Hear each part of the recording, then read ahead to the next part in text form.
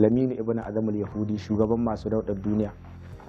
Kaga Laminu ibn Azam al-Yahudi saboda bala'in datti ne, an ce wata rana yana zaune kawai sai yaji an ce annazafatu min al-imani. Shi ba wani abu an kai mai hukumi, ya za a ce tsafta tana cikin musulunci? To shi ai duk duniya bai taba jin wanda bai son Allah da manzo ba iri ne, don haka me zai ya bata ma ubangiji rai ko ya abin da zai cutar da musulmi?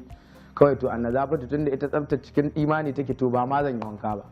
Kaga shi gaba dai an ce in damuna ta kama ran gaɗi a cikin ɗaki yake bai hituwa sai watannin nan biyar sun ƙare na damuna, an ya tabbata ko ɗigon ruwa bai koma sabka. Don ba abin da abbakin ciki ne irin ya hito irin ka gane yana tahiya bisa hanya wani abu ya kasance ko irin ruwan sama su buge shi irin datti ne ya balgace wata dauda ta cire ta faɗi, abin da ya duk duniya babu abin da ya yarda da shi irin dauda. To kuma mutanen scientists da kimiyya sun unwana da dauda ta bayan wucewa ta don tun zamanin 2000 years back.